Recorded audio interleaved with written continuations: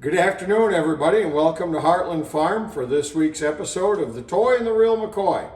I'd like to start out by thanking you for sharing your time with us on these Sunday afternoons and also sharing these Facebook Live videos, if you would, so that more people see them.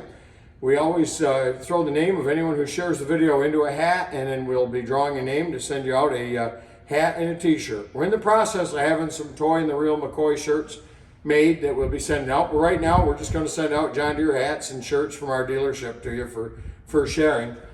Real nice embroidered hat, and we're coming into the season for a nice John Deere t-shirt.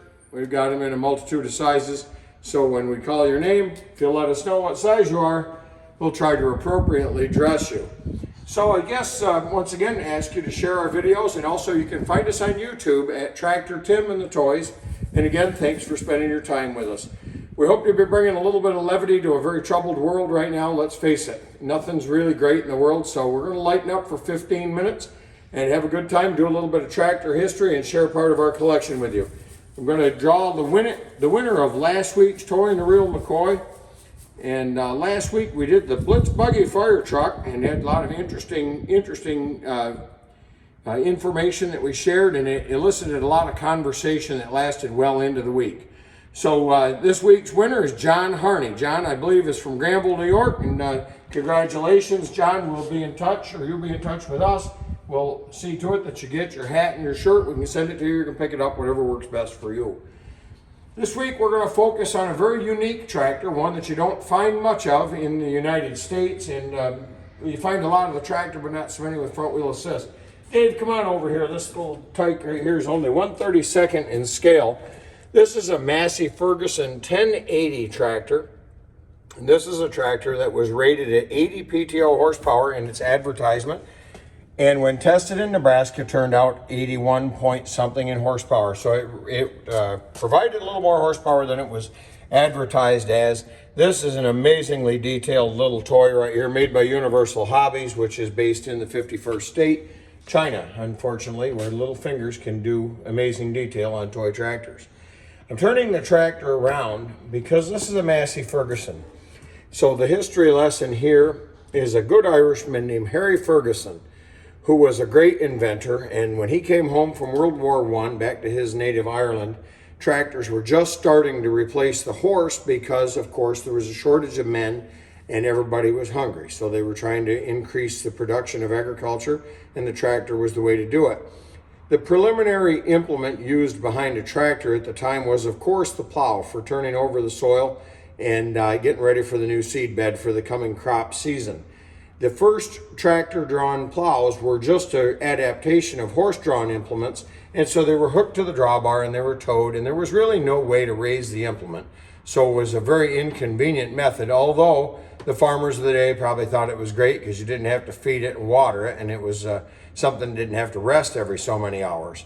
So that's how the tractor did replace the horse, but Harry Ferguson believed there ought to be a way to raise the plow. So he worked with a lot of different things and a lot of different ideas. Harry Ferguson was an inventor to the nth degree. Maybe not so much the best businessman, but certainly a great inventor.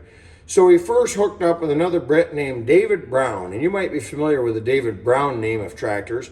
Harry Ferguson and David Brown went together and they manufactured some tractors for a little while. And to some success, I might want to add, as Harry Ferguson worked on what would become the Ferguson system of raising implements.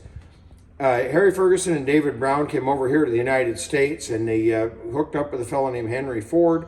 Henry Ford immediately took great interest in it because his clunky Fordson tractor was a little bit antiquated already. That was a tractor that came out in the 19 teens, and they sold hundreds of thousands of Fordson tractors, but they had no way to raise the implement, and people were starting to expect and demand a little bit more convenience. And the Fordson, as I said, was virtually unchanged for so many years. It was pretty clunky in design. David Brown went back to England. Harry Ferguson came over here to the United States, hooked up with Henry Ford, and they had a handshake agreement, the way you used to be able to do business, on using the Ferguson system, which was continually in a stage of redevelopment, to raise the implements. To fast forward a little bit, the Ferguson system turned out in the end to be the 3-point hitch. You all may know the 3-point hitch now, 2 lower lift links and then a top stabilizing link right here, which keeps the implement from tipping back when you raise it up. I'll get my pointer out here. The top link, of course, is right there, and it's adjustable so that you can tip the implement, for various pitches of aggression as it goes into the ground. So here we are with a Ferguson designed 3-point hitch on this little 1080 tractor. Now, everybody was into this, trying to lift the implement business. Allis-Chalmers came out with their AC snap coupler. Case quickly came out with the Case Eagle hitch. International Harvester thought they had it all going on with the IH fast hitch. And John Deere just stood back and put in hydraulics and had tone implements with a hydraulic lift cylinder and had nothing for a lift mechanism for a long time. So Harry Ferguson and Henry Ford had a good arrangement there, and they used it on the Ford 9N tractor introduced in 1939, and it was quite successful. It was a 3-point hitch as we know it today. And in 1942, Henry Ford brought out the Ford 2N tractor. Well, Henry Ford had died by this time, and his son was Henry Ford Jr. running the business, and everything was good until he died suddenly, and Henry Ford II took over the business. When that happened, he decided that all bets were off, and he no longer needed to honor that handshake agreement with Harry Ferguson. And he went ahead and introduced in 1949 the Ford 9N tractor using the Ferguson system of 3-point hitch and hydraulic rock shaft control. Well, Harry Ferguson only had a handshake agreement. He sued the Ford Motor Company for $350 million, and it was never settled until well into the 50s. Harry Ferguson went to a U.S. company, Standard Motor Company, to start building a tractor using the Ferguson system, and he was mad. And because of that, he put all his efforts into the marketing of the Ferguson tractor. You may be familiar with the Ford TO20 or TE20, TO30, TE30, TO35, TE35. Those tractors were destined to just take the business away from Ford because he was absolutely pissed about losing his handshake agreement with Henry Ford. So they did that until Harry Ferguson decided to divest himself of his interest in the Ferguson company in 1953, and they merged it with Massey Harris, a manufacturer out of Canada known for top quality tractors as well, and they became Massey Harris Ferguson for a few years until finally in 1958 the Ferguson name went away and it became Massey Ferguson as we know it today. Massey Ferguson has had a variety of owners over the years, corporate takeovers and this and that, and it lives on today under the ownership of AGCO out of Duluth, Georgia, the Alice Gleaner Company.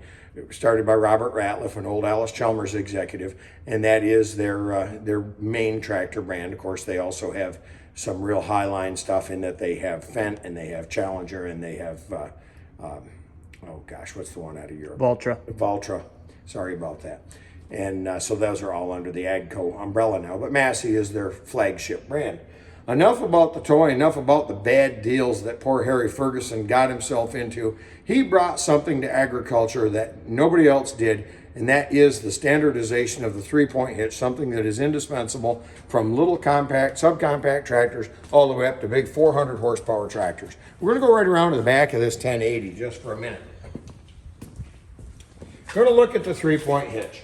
This is a category 2 3-point hitch, which is the third from the smallest size. The category is decided by the lower link pin diameter. So the smallest ones are category O, usually used on less than 20 horsepower. Category 1, this is usually used up to about 60 horsepower. Then they go to category 1, 2 convertible, and then this straight category 2, which usually runs up to maybe 125 horsepower. And then from then, go up into category 3. This is the top link. This one happens to have the hydraulic top link so that from the seat, utilizing a remote valve, you can run the pitch on a back blade or a set of plows or whatever implement you've got on there hydraulically. That is an option, and normally it's turnbuckle adjusted. This tractor's got 1,000 RPM PTO, convertible to 540 RPM. This lift is all internal. There's what's called a rock shaft within the rear axle housing, has an internal pump which raises the rock shaft, which is what these lift links are attached to. That is the Ferguson system. It was ingenious when that Irishman invented it. It's ingenious to this day. It's almost always trouble-free. It's really an amazing system. Now, A lot of the tractors and trucks we show you here are very nice. They're restored or they're painted or whatever. This one wears her work clothes. This is a 1080 Massey made from 1969 till 1972. Revolutionary in some ways. This tractor has a Perkins diesel engine, which Massey Ferguson as a company went on to own the Perkins diesel company for a while. But now Perkins is a wholly owned subsidiary of Caterpillar. And just tremendous engines. They're tremendously reliable. They use the Lucas CAV fuel system. They're just almost bulletproof. We have them in several tractors here. This 1080 is especially unique in that it has the front wheel assist and it says Massey Ferguson right on the hubs. This tractor was built in the Massey Ferguson plant in Coventry, England. And it's highly, highly rare to have that Massey Ferguson labeled front end. Usually they were purchased front ends. I've been unable to learn much about this front end. We've only owned the tractor for a short time, but I'm gonna find out everything I can about it because I find it very, very interesting. As I said, she's wearing her work clothes, but the tractor is straight. It's not all smacked up. It's got some hours on it. It's been farmed with, which is what it was intended for. It wasn't intended for the collector.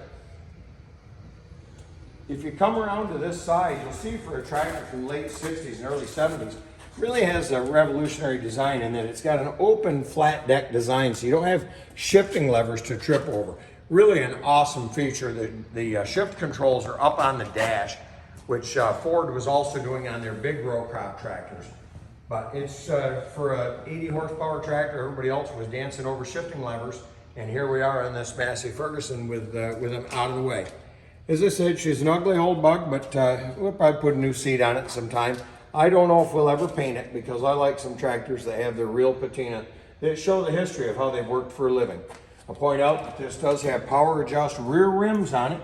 Power adjust rear rims were of course invented by the Alice Chalmers company, and very uniquely, power adjust front rims, which I haven't quite figured out how those would work from the operator's seat. Like the rear rims, we know how to do it. The fronts, we haven't figured out yet. But you don't see that very often as well. So here we are with a Massey Ferguson 1080 tractor built from 1969 till 1972, 80 horsepower at the power takeoff. Considered a pretty good sized tractor in its day. Definitely was probably not a frontline tractor on the farm where it worked, but it probably was second in command behind a 100 or 110 horsepower tractor used for tillage. I don't know where she came from. I bought her from a friend. He's never told me the history, but I'll tell you what, if the old girl could talk, she probably could tell some stories of some muddy fields and probably some successful times. I'd like to thank you all again for sharing part of your Sunday with us here on the Toy and the Real McCoy.